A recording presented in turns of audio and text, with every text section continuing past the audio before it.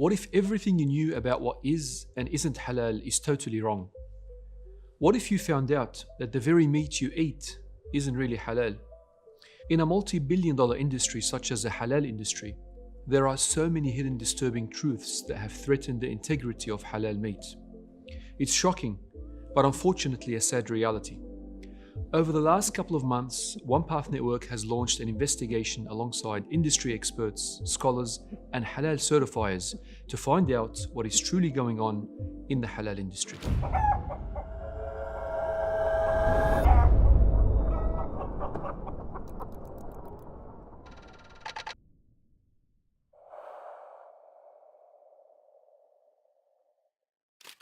Halal food is basically defined as that which is permissible for the Muslim to consume. Islamically, it's our obligation to ensure our meat is halal.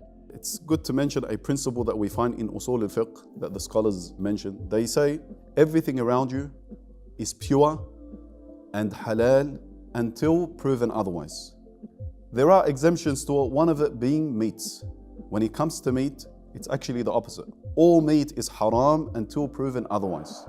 When it comes to halal meat, there are certain regulations that determine what can and can't be consumed. You have conditions that have to be met in the slaughterment, in the animal being slaughtered, in the tool being used, and what has to be recited when slaughtering. So when it comes to the slaughterment, the requirement is that they be a Muslim or that they be from Ahl al-Kitab, a Jew or a Christian. Regards to the animal has to be a halal animal.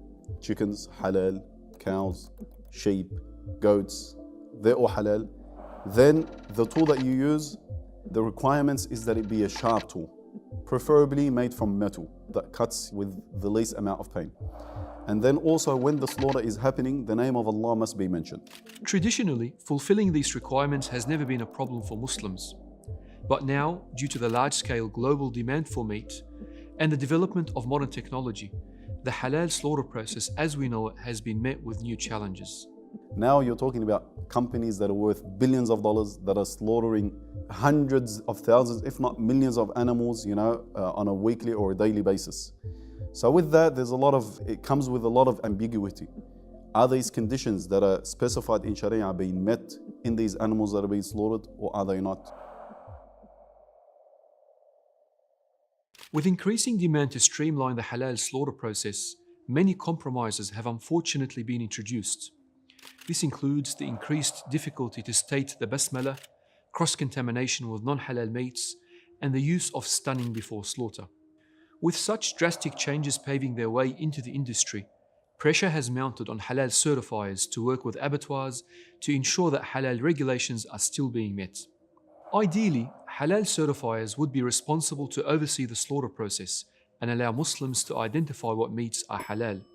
This is what many of us would assume, but our investigations have shown otherwise. With more and more damning reports of dubious halal certificates coming out, Muslims are beginning to reconsider who they can truly trust in certifying their foods. It's simply not enough to place our reliance on just any halal certifier. I don't think it's good enough for a Muslim in general just to say, okay, this person is certified and I'm happy with that. It's very important to make sure you recognize what is a true and genuine halal certification and try to stake out those certification bodies and who they certify and consume those kind of products. This fact is only aggravated once we consider the sheer amount of halal certifiers currently operating in Australia. The shocking truth is, in the Australian local meat market, anyone can open a halal certification company. In fact, to prove just how easy it is, we've just set up our very own halal certification body with little to no effort. All it took was a few clicks, and now it's ready for issuing halal certification. Any business can apply for a halal certificate if they so wished. It's that easy. Some halal food suppliers have even taken it upon themselves to self-certify their own businesses. To make matters worse, when it comes to the local halal market in Australia, there is no overseeing body that regulates or oversees halal certifiers' operations. So the local market is unregulated in Australia. When it comes to the domestic market, unfortunately, there are too many inconsistencies and translations, let alone there's no one governing the overall consistency of the halal standard. which then allows self-certifiers to essentially take their plate and run with it. How can the community trust certification then? Locally here, Any halal certification. I mean, we're getting pork pies that are being look, certified as halal. myself, I don't trust. If you talk about local market, I don't trust the certification, the local certifier here. This isn't to say that all certifiers are operating illegitimately, but rather there are clear holes in the way certification is taking place, and these issues must be resolved. As previously mentioned, one of the conditions of meat being permissible to consume is to ensure that it is slaughtered by a sharp blade. This condition is, however, jeopardized by the introduction of modern laws that require animals to be stunned prior to slaughter. So as you may be aware, stunning pre-slaughter is a regulation and law in Australia, so it must be done. With that said, electric stunning is permissible as long as it sits within the guidelines of what the outline is of Sharia. So do you actually specify or regulate the electric stunning process? We do, yes. So there is a level of, for example, volts that must be used. Certain procedures for the animal to regain consciousness, for example, is one very important one, so that the animal doesn't die when it gets stunned. While most stunning processes would render the animal momentarily unconscious, certain methods of stunning in fact have proven to cause the animal to be killed. This has been shown in the use of gas stunning for chickens, where the effect of stunning are non-reversible and fatal. الصعق يخدر إما بالماء المكهرب أو الآن بالغاز مثلا. والآن أهل الخبرة والكثير منهم يقول أن هذا الغاز يتسبب في موت الدجاج سواء ذبح أم لا، هو في الأخير ينتهي به الأمر إلى الموت.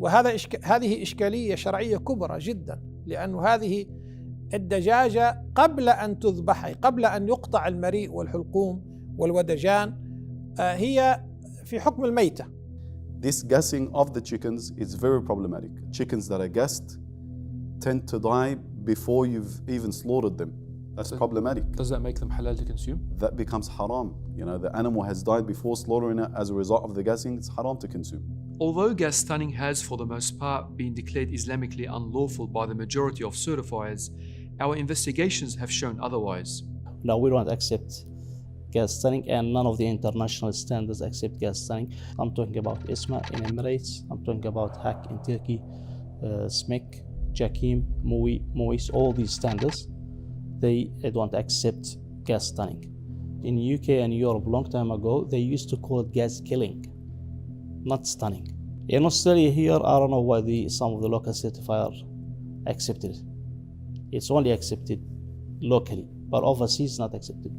Does Anik Halal allow for gas stunning of chicken? Definitely not. So Anik Halal is of the view that gas stunning is not allowed. From what I understand, there is nowhere around the world that they allow for gas stunning or approved under any halal guidelines. Unfortunately, I am aware of certain certifiers doing gas stunning, even though it doesn't fit within the guidelines, and it should be removed. What would you say to the certifier that's certifying gas stunned chicken? It's carrion, it's a dead animal. It's mayita. If they're doing it unintentionally, then they need to revisit the halal laws and regulations around the world that's known and fix it as quick as possible.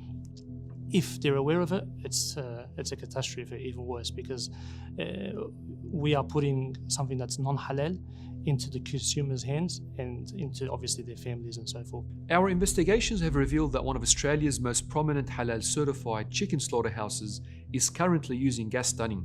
90% of the Australian chicken here, or birds, they actually gas stunned.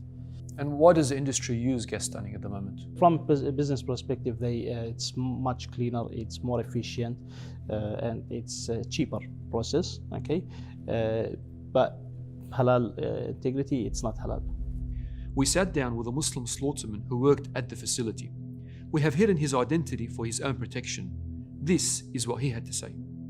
So was gas stunning used at the facility that you worked at? Yeah, gas stunning was used at this facility, yes. And was this passed off as halal certified? Yes, it was passed and halal certified, yes. And did you see any issues with the gas stunning process? Yeah, I've noticed when they give a gas in the gas chamber, when the chicken comes out of the gas chamber and when they start putting the chicken on the belt, not a single chicken moves for a second, not even for a second. So it's very hard to differentiate if the chicken is alive or dead. So how would you know if the chicken has died after the gassing? I took out 3 chicken on a different occasion, different shifts, and different times, and different chicken from the row on the belt. And I took the chicken out and left it on the side to see if the chicken survives. But not a single chicken came to life. So pretty much the chicken was dead, and I had to throw it in a dead bin after about 3-4 minutes.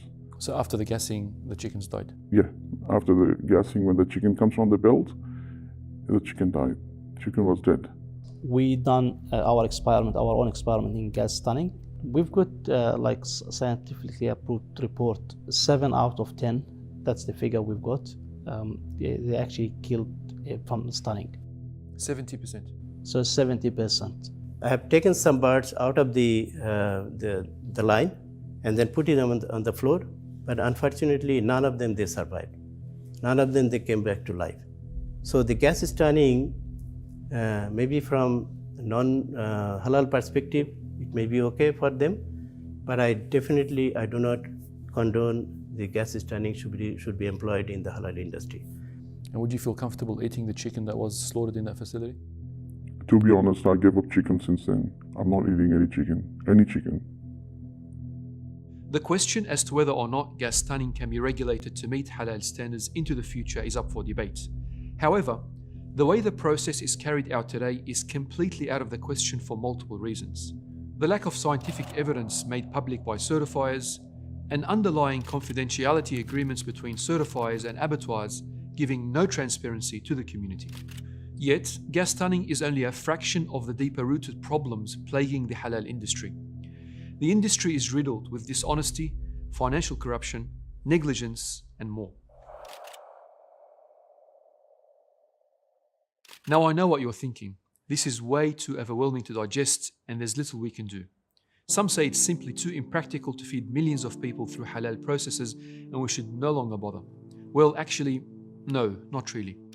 المسلمون في الغرب هم صحيح أقليات، لكن لهم دور كبير ولهم ثقل اجتماعي وسياسي واقتصادي كذلك، ومن حقهم كذلك أن يطالبوا بأن توفر لهم الجهات المعنية بهذا من اللحم الحلال الذي يوافق دينهم من غير أن يضطروا إلى أن يتنازلوا عن بعض الثوابت في دينهم وفي إسلامهم، وهذا ميسور وممكن إذا اجتمعت كلمة المسلمين واهتموا بالجانب الشرعي لقضية الحلال.